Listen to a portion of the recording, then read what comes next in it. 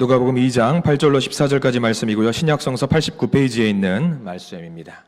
누가복음 2장 8절로 14절까지 말씀을 우리 같이 한 목소리로 읽겠습니다. 8절입니다. 그 지역의 목자들이 밤에 밖에서 자기 양떼를 지키더니 주의 사자가 곁에 서고 주의 영광이 그들을 두루 비추매 크게 무서워하는지라.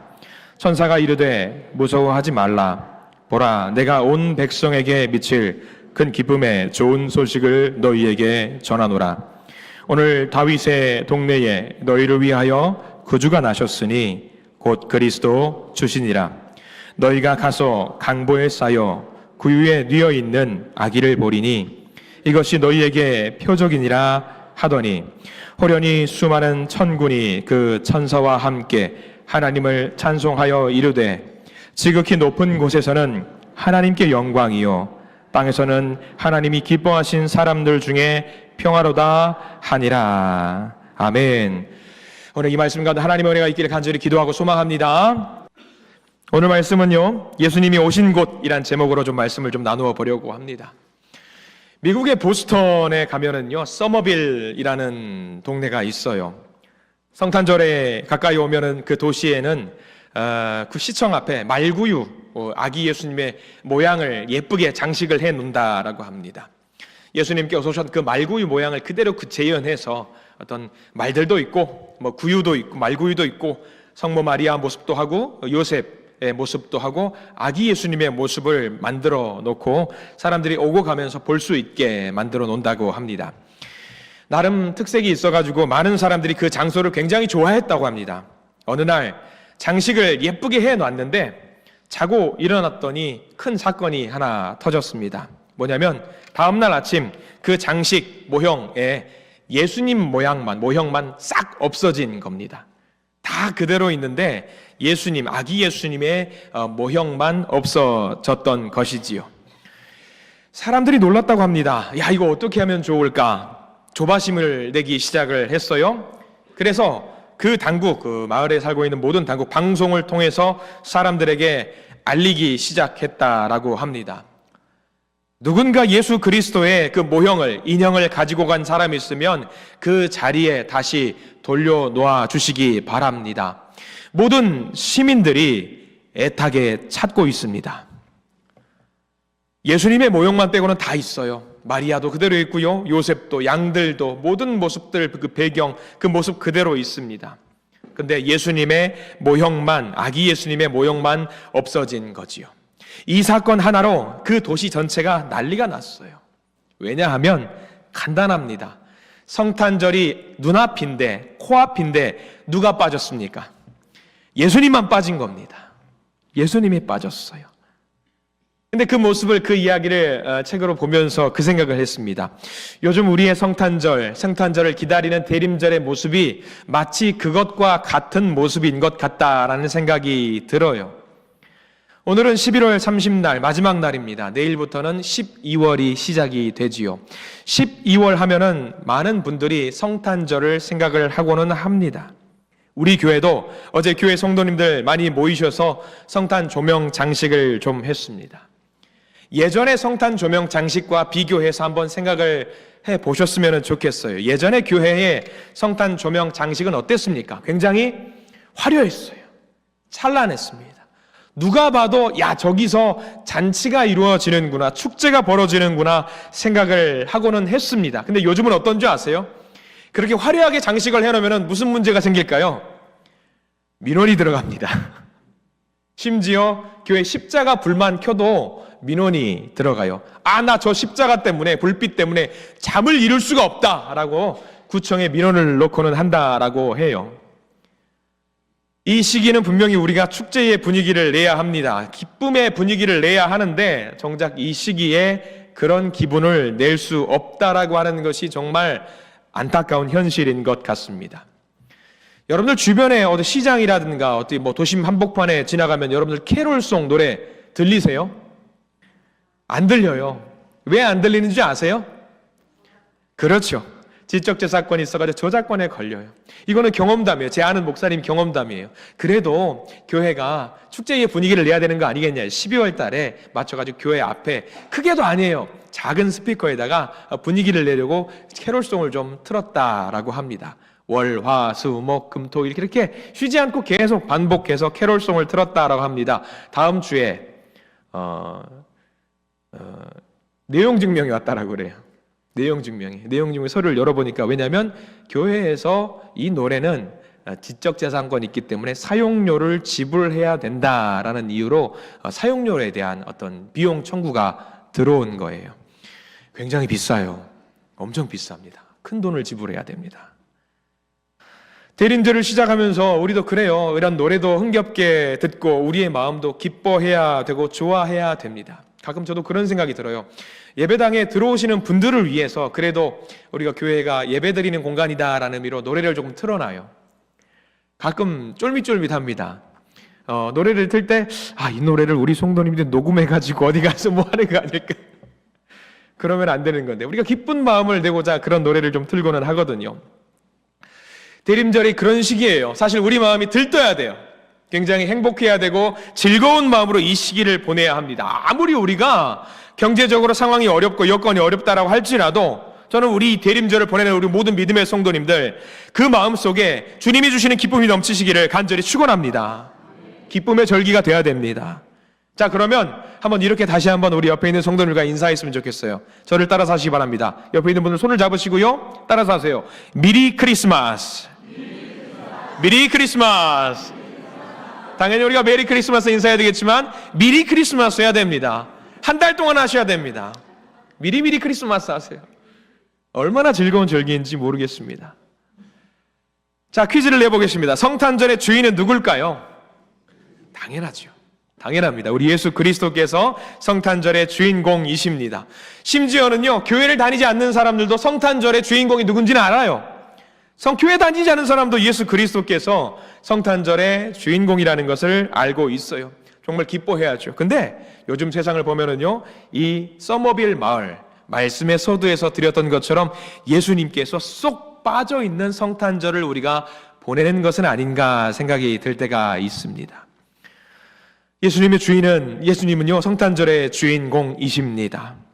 그러면서 우리가 이 대림절을 보내면서 몇 가지 확인해야 될 내용들이 분명히 있습니다. 먼저 우리가 살펴봐야 될 말씀은 오늘 말씀 제목입니다. 오늘 말씀 제목이 예수님이 오신 곳이에요. 예수님이 오신 곳. 이거를 좀 풀어서 좀 추상적이겠다 싶어가지고 이런 식으로 우리가 이해를 하고 접근을 하면 이런 말씀이겠구나 생각이 들 것 같아요. 이것을 좀 풀어서 설명하면 이렇게 설명할 수 있을 것 같거든요. 한번 화면을 띄워주시기 바랍니다. 이렇게요. 예수님이 어디로 오셨나? 어디로 오셨나? 예수님이 오신 곳은 예수님이 어디로 오셨나? 우리가 이것을 알아야 해요. 예수님이 어디로 오셨죠? 정답이 있을 것 같아요. 세 글자. 마굿간에 오셨습니다. 정확하게는 마굿간에 어디죠? 말구유에 오셨습니다. 예수님은 말구유에 오셨어요. 정확해요. 누가복음은요, 우리가 읽었던 성경 말씀 누가복음은요, 예수님께서 마굿간에 오셨고 말구유에 오셨다는 걸 구체적으로 설명을 하고 있으면서 더 나아가서 얼마나 구체적으로 설명하고 있냐면 시대적인 상황도 설명하고 있어요. 그 상황, 이 상황을 잘 봐야 돼요. 여러분 성경책 보시고요, 2장 누가복음 2장 말씀을 한번 보실래요? 성경책을 반드시 보시고 누가복음 2장 1절 말씀을 제가 읽어드릴 겁니다. 제가 읽어드릴 거예요. 눈으로 한번 따라오시기 바랍니다. 2장 1절 말씀 시작. 그때에 가이사 아구수도가 영을 내려 천하로 다 호적하라 하였으니라고 나와 있어요. 역사적인 상황이에요. 예수님께서 이 땅 가운데 오실 때에 어떤 모습으로 어떤 상황, 어떤 역사적인 상황인지에 대해서 설명을 하고 있거든요. 잘 봐야 돼요. 3장으로 넘어가 보세요. 3장 1절도 이렇게 나와 있어요. 자, 3장 1절은 같이 한번 읽어볼까요? 역사적인 배경입니다. 우리 배경을 좀 알아야 되기 때문에 한번 읽어보는 거예요. 누가복음 3장 1절 시작. 디베rio 황제가 통치한 지 15해 곧 본디오 빌라도가 유대의 총독으로 헤롯이 갈릴리의 분봉 왕으로, 그 동생 빌립이 이두레와 드라고니 지방의 분봉 왕으로, 루사니아가 아빌레네의 분봉 왕으로. 뭔가 설명이 굉장히 복잡하게 나와 있어요. 다 알 필요는 없습니다. 다만 우리가 알아야 될 것은 뭐냐면, 이렇게 대충 이맘때쯤 예수님께서 이 세상 가운데 오셨다라는 것이 아니라 구체적으로 설명을 하고 있다는 거예요. 구체적으로. 왜? 예수님께서 이 땅 가운데 오신 것이 거짓말로 지어진 이야기가 아니라는 거예요. 사실이라는 것을 우리에게 알려주고 싶은 거예요. 사실이다. 그리고 단순하게 사실로 넘어가는 것이 아닙니다. 단순하게 사실이 아니에요. 다시 2장 1절 한번 여러분들 펼치시고요. 황제가 명령을 내렸어요. 2장 1절 보면은요, 가이사 아구스도 황제가, 로마의 황제가 명령을 내렸습니다. 어떤 명령이냐면 제일 뒤에 나와 있죠. 호적하라고. 한 나라의 지도자가 모든 백성들을 향해서 호적 등록을 하라라고 하는 것은 왜 그럴까요? 둘 중에 하나입니다. 첫 번째는 전쟁이 났을 때 사람들을 모아야 되기 때문에. 또 하나는 뭘까요? 세금을 거두어 드리기 위해서 호적을 하라고 하는 겁니다. 자, 그러면 호적을 해서 세금을 많이 거두어 드리면 누구한테 이득일까요? 로마, 그리고 로마 시민들에게 유리한 일입니다. 그러니까 로마라고 하는 나라, 강대국과 잘 사는 사람과 번영하는 사람들이 더 호의호식하기 위해서 세금을 거두어 드리기 위해서 호적하라고 한 거예요. 세금을 많이 거두기 위해서. 근데 이 세금은요, 모든 사람들을 위한 세금이 아니에요. 누구를 위한 세금이냐면 잘 사는 사람이요, 건강한 사람이요, 잘생기고 훌륭하고 멋진 사람, 로마를 위해서 세금을 거두어 드리는 거지요. 쉽게 말하면 이때 당시에 황제가 호적을 하게 만드는 것, 자기의 기득권을 유지하기 위해서, 권세를 유지하기 위해서 호적하라고 명령을 내린 거지요. 황제가 명령하니까 움직일 수밖에 없어요. 선택지 없어요. 무조건 따라야 됩니다. 2장 1절 말씀에, 이 한 절 말씀에 다 들어있는 거예요. 이 내용. 이 시대에 가난하고 힘이 없는 그 곳으로 누가 오셨다? 예수님께서 오셨다라는 것이 2장 1절에 다 담겨 있는 거예요. 가이사 아구스도 황제 한마디면 세상이 움직여요. 힘이 있어요. 한마디로 모든 것이 다 움직이게 됩니다. 거역할 수 없습니다. 근데 이때 당시에 로마의 위용이 얼마나 대단했는지 우리는 역사를 통해서 알 수 있어요. 이때 당시 가이사 아구스도 황제는요, 로마를 태평성대로 만들었던 유명한 왕입니다. 역사 공부를 조금 하셨던 분들은 혹시라도 아실 수 있는 내용이 있어요. 이 사람이 주창했던 통치 이념이 팍스 로마나라는 개념이에요. 팍스 로마나. 이게 무슨 뜻이냐? 온 세상에 평화를 주겠다라는 말이에요. 제가 잠깐 이 팍스 로마나 지도를 한번 가져와 보았습니다. 얼마나 이 가이사 아구스도가 넓은 영토를 다스렸는지 나와 있어요. 저기 있는 모든 통치 영역, 갈색으로 표시되어 있는 지역이, 모든 통치 영역이 로마가 다스리는 지역이었어요. 엄청난 지역이에요. 대단한 지역이에요. 심지어 아프리카까지도 통치 영역이 있었습니다. 이 가이사 아구스도가 저기 모든 지역에 평화를 주려고 했답니다. 대단한 왕이지요. 우리는 생각을 하게 됩니다. 야, 그러면 저기 있는 모든 사람들이, 점령당한 나라들도, 점령당한 국가의 백성들도 평화로운 삶을 살았겠구나 생각을 하게 됩니다. 예수님이 계셨던 예루살렘이나 갈릴리나 그쪽도 평화로운 지역으로 살았겠지요라고 생각을 하게 됩니다. 과연 그럴까요? 아니에요.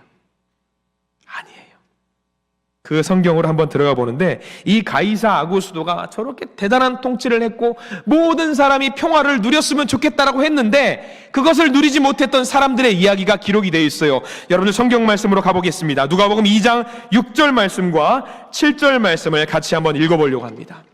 이 평화를 누리지 못했던 사람들에 대한 이야기가 나와 있어요.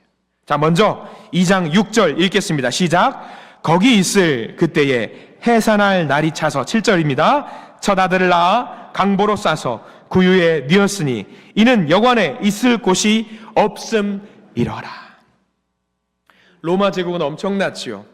평화가 넘치는 나라였다라고 하면은 모든 사람이 평화롭게 자기의 삶을 영위하면서 살았어야 돼요. 근데 오늘 2장 6절 7절 말씀에는 문제가 있습니다. 한 가정이 출산딸이 돼가지고 이제 아이를 낳아야 되는데 그 부부를 받아주는 사람이 도무지 한 명도 없어요. 평화로운 나라라면서요. 부강한 나라라면서요. 그러면 넓은 마음으로 힘들고 어려운 사람들을 돌보고 그들을 우리 집에 오세요, 편안하게 쉬세요 해야 되는데 단 한 명도 이 부부를 맞이해 주는 사람이 없었다라는 거예요.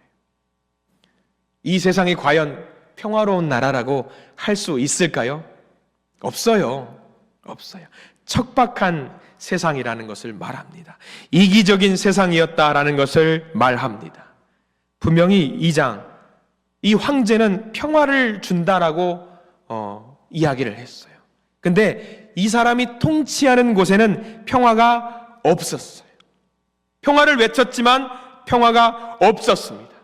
바로 그 땅 가운데 누가 오셨느냐? 예수님이 오셨어요. 이게 굉장히 중요한 의미입니다. 오늘 말씀 제목이에요. 오늘 말씀 제목은 예수님이 오신 곳이죠. 예수님이 어디로 오셨다고요? 오셨는데 평화가 없는 곳으로 오셨대요. 평화가 없는 곳으로. 암울한 땅에 오셨대요. 세상 사람들이 살기 힘든 곳에 오셨대요. 어떻게 살아야 되나 하루하루 걱정하는 곳으로 오셨대요. 평화가 넘친다고 말을 하지만 평화가 전혀 없는 곳으로 예수님이 오셨대요. 암울한 세상이죠. 자, 이제 여러분들 누가복음 3장을 한번 펼치시기 바랍니다. 얼마나 이때가 혼란스러운 때였는지, 얼마나 평화가 없었는 때였는지 나와요. 3장 말씀에는 누가 등장을 하냐면요, 세례 요한이 등장을 합니다. 이때에 평화가 넘쳤다라고 한다면 세례 요한이 등장할 이유가 없어요. 근데 세례 요한이 등장을 하는데요, 사람들이 세례 요한을 찾아요. 왜 찾는지 한번 잘 보셔요. 자, 11절, 3장 11절 말씀을 보셔요. 사람들이 세례 요한을 찾아서 물어봅니다. 뭐라고 물어보느냐? 11절 말씀, 우리가 어떻게 하면 구원을 얻게 될 것 같습니까? 11절 세례 요한이 대답을 하죠. 우리 같이 한번 읽어보겠습니다. 11절입니다. 대답하여 이르되 옷 두 벌 있는 자는 옷 없는 자에게 나눠줄 것이요 먹을 것이 있는 자도 그렇게 할 것이니라 하고 세례 요한이 말을 했어요. 근데 보세요. 옷 두 벌 있는 자는 옷이 없는 자에게 나눠줘라. 왜 이 말을 할까요? 나눠준다, 안 나눠준다? 안 나눠준다. 나만 잘 먹고 잘 살면 된다. 뭘 옷을 나눠주느냐? 평화가 넘친다면서요. 근데 평화가 없어요. 사람들이 구원을 얻기 위해서 무엇을 어떻게 해야 되겠습니까? 옷 두 벌 있으면 좀 나눠주고, 좀 힘든 사람 있으면 먹을 것도 좀 나눠주고 해야지. 근데 그렇게 하지 않았대요. 자, 13절 보세요. 13절에는요, 세리들이 찾아와요. 우리 세리들이 구원을 받으려면 어떻게 해야 되겠습니까? 13절 읽겠습니다. 시작. 이르되 부과된 것 외에는 거두지 말라 하고. 자, 세리들이 어떻게 했다라는 거예요? 부과된 것을 더 거뒀다, 덜 거뒀다. 더 거뒀대요. 아니, 사기꾼들이지요. 평화가 넘친다면서요. 필요한 것만 거둬야지요. 그런데 이 세리들은 악한 마음이 있어서 더 거뒀대요. 아니, 평화가 넘친다면서요. 안 넘쳐요. 심지어 군인들도 찾아와요. 14절 말씀, 군인들이 와서 세례 요한에게 물어봅니다. 어떻게 하면 우리가 구원을 얻을 수 있겠습니까? 14절 말씀 읽어봅니다. 시작. 군인들도 물어 이르되 우리는 무엇을 하리이까 하매 이르되 사람에게서 강탈하지 말며 거짓으로 고발하지 말고 받는 급료를 족한 줄로 알라 하니라. 군인들도 나빠요. 강탈해요. 무기를 갖고 있으니까 빼앗아요. 아니, 평화가 넘친다면서요. 평화가 넘친다라고 이야기를 하는데 도무지 우리가 13장 말씀을 볼 때는요, 누가복음 3장 말씀을 보니까 평화가 없어요. 도무지 평화가 없어요. 각자 알아서 잘 살고 있어요. 남이 잘 되건 못 되건 관심이 없어요. 그저 나만 잘 살면 돼요. 이때가 바로 예수님께서 오셨던 모습이라는 겁니다. 2장 3장에는요. 이 말씀까지 듣고 나니까 무슨 생각이 들어요? 각자 알아서 잘 살아야 된다고? 이 모습은 마치 지금 우리가 살고 있는 이 시대의 모습과 다를 바가 없어요. 남들이 평화가 있건 남들이 잘 먹고 못 살건 관심 없어. 나만 잘 살면 되지라는 생각이 들 때가 너무 많이 있다라는 거죠. 예수님께서 오셨던 그때의 모습과 지금의 모습이 별반 차이가 없는 것 같아요. 여러분들 요즘 우리의 삶은 어때요? 옛날에 비해서 더 잘 살게 된 거 맞습니까? 맞아요. 뭘 보면 알 수 있냐면요, 옛날에 식당 가면은요, 공깃밥 먹을 때 공깃밥을 식당 가면은요, 식당에서 밥을 꾹꾹 눌러서 줘요. 마음껏 드시라고. 근데 지금 그 사이즈는 그대로예요. 근데 달라졌어요. 그릇이 바뀌었어요. 안에 공기 주머니가 들어가 있어요. 밥량이 줄어들었어요.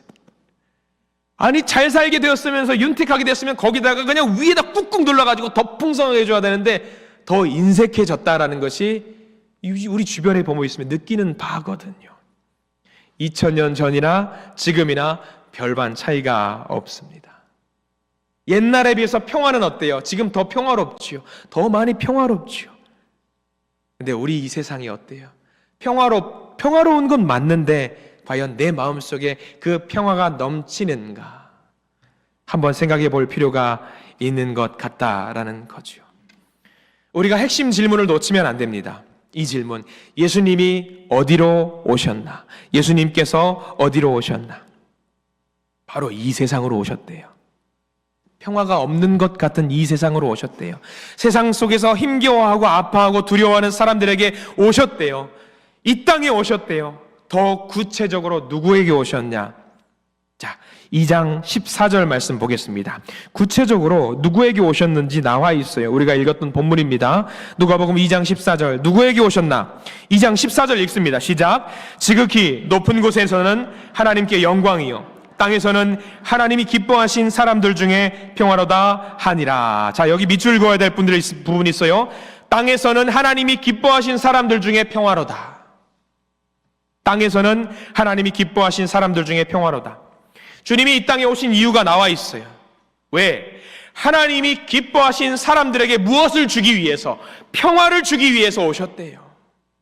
평화가 없는 이 세상 가운데 하나님을 기뻐하시는 그 사람들에게 진정한 평화를 주시기 위해서 이 땅 가운데 오셨다라는 거예요. 그러면 우리는 하나님이 기뻐하시는 사람이 누군지 알면 되겠네. 그렇죠. 하나님이 기뻐하시는 사람이 누군지 알면 돼요. 구약 성경에 보면은요, 하나님이 기뻐하시는 사람들이 많이 있어요. 아브라함, 다윗, 욥, 사무엘, 엘리야, 엘리사, 유명한 사람들, 하나님이 정말 기뻐하신 사람들이지요. 그러면 하나님이 기뻐하시는 사람, 이런 위대하고 훌륭한 사람들을 위해서 오셨네. 우리는 그렇게 생각하겠잖아요. 근데 누가복음은 그거 아니에요. 누가복음은 아니에요. 주님이 이 땅에 오신 이유는요, 위대했던 선지자들이나 대당했거나 유명했거나 능력 있거나 권세 있는 자들, 구약의 그런 사람들을 위해서 오신 것이 아니라고 누가복음에는 우리에게 이야기를 하고 있어요. 정확하게 누구를 위해서 오셨냐? 8절에 나와 있어요. 누가복음 2장 8절 말씀, 9절 말씀, 2절 말씀을 볼까요? 누구를 위해서 오셨나? 누가복음 2장 8절, 9절, 2절 말씀 읽습니다. 시작. 그 지역에 목자들이 밤에 밖에서 자기 양떼를 지키더니 주의 사자가 곁에 서고 주의 영광이 그들을 두루 비추매 크게 무서워하는지라. 누구에게 오셨다고요? 목자들에게 오셨어요. 목자들에게.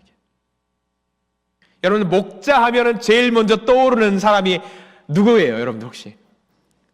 아마 다윗을 떠올리실 겁니다. 다윗, 그렇지.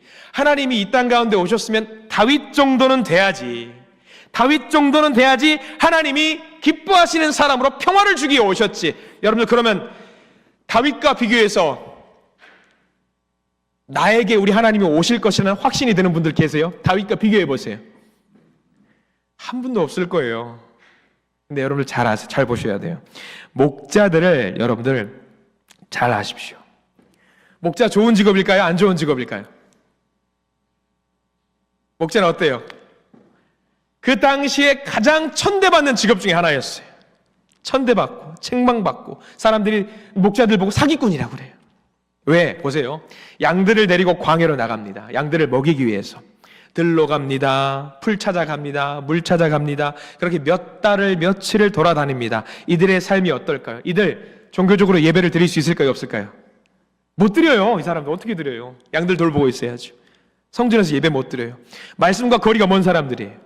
예. 그러면은 종교적으로 질책을 받아야 되는 사람들이죠. 그리고 이 목자들 보세요. 얼마나 더러워요. 마음대로 씻어요, 못 씻어요? 여러분들이 주일날 예배드리러 올 때 깨끗하게 씻고 오고 막 샤워하고 오잖아요. 이 목자들 한번 나가기 시작하면 씻지도 못해요. 샤워를 어떻게 해요? 씻지도 못하고 더러운 사람들입니다. 그리고 이 사람들은요, 무료하잖아요. 양들 돌보고 있다 보면 자기들끼리 모여서 투전도 하고요, 도박도 하고 한다라고 합니다. 그리고 맹수들로 하여금 양을 잃어버리게 됐을 때에 그 양의 주인들에게 거짓말을 한대요. 이러저러해서 양을 잃어버렸습니다. 그리고 양을 몰래 하나 집으로 가지고 가요. 그리고 맹수들이 먹어버렸다고. 그렇게 거짓말도 한다라고 합니다. 못된 사람들이에요. 나쁜 사람들이에요.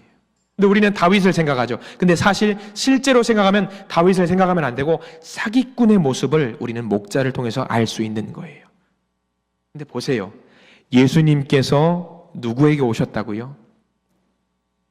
죄인들에게 오셨어요. 목자들에게 오셨어요. 목자들에게 오셨어요. 다윗과 같이 그럴싸하고 훌륭한 사람에게 오신 것이 아니라 천대받고 사기꾼이고 죄인이고 욕먹어 마땅한 그런 사람들에게 오셨다라고 하는 거예요. 쉽게 말해봐요. 상심한 자들에게 오셨어요. 굶주린 자들에게 오셨어요. 힘없는 자들에게 오셨어요. 손가락질 당하는 자들에게 오셨어요. 인생의 실패자들에게 예수님께서 오셨다는 거예요. 어디로 오셨다고요? 그들에게 오셨다고요. 대단하고 위대한 사람들을 위해서 오신 것이 아닙니다. 지극히 평범한 우리들과 같은 사람들을 위해서 오셨어요. 너무 추상적이에요. 구체적으로 설명드릴게요. 여기 위에 우리 시장이 있어요. 거기 붕어빵 파시는 분들 계십니다. 잉어빵. 그분들을 위해서 오셨어요. 김밥 만드는 분들도 계셔요. 김밥 만드는 분들을 위해서 오셨어요. 새벽같이 일어나서 택배기사님들, 힘들게 일하는 사람들을 위해서 예수님이 오셨어요. 여 앞에 동사무소 있죠? 동사무소 옆에 가끔 옷도 판매하시고 이불 판매하시는 분들이 계시더라고요. 예수님이 누구를 위해서 오셨다고요? 그분들을 위해서 오셨어요. 더 구체적으로 이야기해 볼까요? 우리 교회 옆에 뒤편에 무연식당이라고 있더라고요. 저 거기 지나가면서 늘 기도하거든요. 왜? 부적이 붙여 있어요. 그래서 기도해요. 하나님, 이 식당을 하나님 돌이키게 만들어 주십시오. 예수님이 누구를 위해서 오셨다고요? 그런 분들을 위해서 오셨어요. 여기 시장통 넘어가면 공원이 있더라고요. 어르신들이 낮에 날씨 좋으면 함께 나오셔서 담소도 나누시고 때로는 술도 드시는 것 같아요. 그분들을 위해서 오셨어요. 예수님이. 그분들을. 커피가게 서빙하는 젊은이들을 위해서 오셨습니다. 저는 재단에서 이 단상에서 정치 이야기하는 것을 너무 싫어합니다. 좋을 것이 없으니까. 근데 오늘은 정치 이야기도 살짝 하려고 합니다. 여기 성도님들 중에서는 여당을 좋아하는 분도 계시고 야당을 좋아하는 분들도 계십니다. 여당을 좋아하는 분들에게 말씀드립니다. 예수님이 이 땅에 왜 오신 줄 아세요? 야당을 위해서 오셨습니다. 야당을 좋아하시는 분들에게 말씀을 드릴게요. 예수님이 왜 오셨어요? 여당을 위해서 오셨어요. 우리 예수님이 그렇게 오셨어요. 모든 사람들을 위해서 오셨어요. 누구에게 특별한 사람에게 오신 것이 아니라 모든 사람들, 지극히 평범한 사람들에게 예수님이 이 땅 가운데 오셨어요. 오늘 누가복음 2장 3장 말씀, 이 역사적인 배경을 쫙 설명하는 이유가 그겁니다. 평화가 넘치는 곳인데 평화가 넘친다고 이야기를 하는데 평화가 없는 바로 그곳에 예수님이 오셨다라는 거죠. 우리는 답해야 돼요. 바로 나를 위해서 오셨어요. 앞에 있는 여러분들 윤영민 목사를 한번 보십시오. 저는 주님께서 저를 위해서 이 땅 가운데 오셨다는 것을 믿습니다. 감사합니다. 제가 특출나서 오셨을까요? 제가 잘생겼다고 쳐서 올까요? 아니요. 제가 운동을 잘하거나 대단한 능력이 있어서 저를 위해서 오셨을까요? 아니요. 저는 평범해서. 지극히 평범한 사람이라서. 그래서 제게 오셨어요. 여러분들은요, 솔직해 보세요. 여러분들 잘난 거 있으세요? 없는 거 알아요. 다 평범한 거 알아요. 대단한 거 없다라는 거 알아요. 근데 대단한 거 없기 때문에 예수님께서 여러분들을 위해서 이 땅 가운데 오셨다라는 그 사실을 믿으시기 바랍니다. 여러분 11절 말씀을 한번 볼게요. 누가복음 2장 11절 말씀.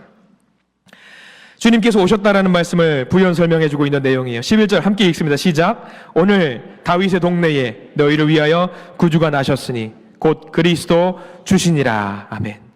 여기 나와 있는 구주라는 말씀 단어, 사실 이때에 살아가는 모든 사람들에게 구주, 구세주, 구원자는 누굴 것 같아요?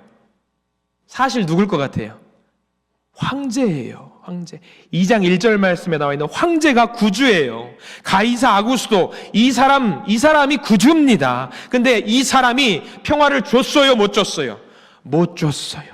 세상이 주지 못한다라는 거예요. 권세 있는 자가 평화를 주지 못한대요. 그래서 이것을 세상 사람들이 주지 못하니까 이거를 누가 주려고 예수님께서 주기 위해서 이 땅 가운데 오셨다라는 거예요. 그래서 예수님께서 어디로 오셨다? 12절 말씀, 구유에 오셨다. 말구유에 오셨다. 마굿간에 오셨다. 그러니까 지금 우리가 살고 있는, 지금 우리가 활동하고 있는, 지금 여러분들이 앉아 계시고 서 있고 걸어가고 활동하는 그 자리로, 바로 여러분들이 살고 있는 그 곳으로 친히 오셨다. 아무것도 아닌 세리를 위해서, 아무것도 아닌 주인을 위해서, 그 목자들을 위해서, 보통 사람들을 위해서. 왜 오셨어요? 죽으러 오셨죠. 죽으러 오셨어요. 그 약자들을 대신해서, 우리를 대신해서 이 땅 가운데 오셨다라는 것을 성경은 지금 우리에게 말을 해주고 있습니다. 이 대림절을 시작하면서 이 대림절의 의미를 잘 기억하시기를 소망합니다.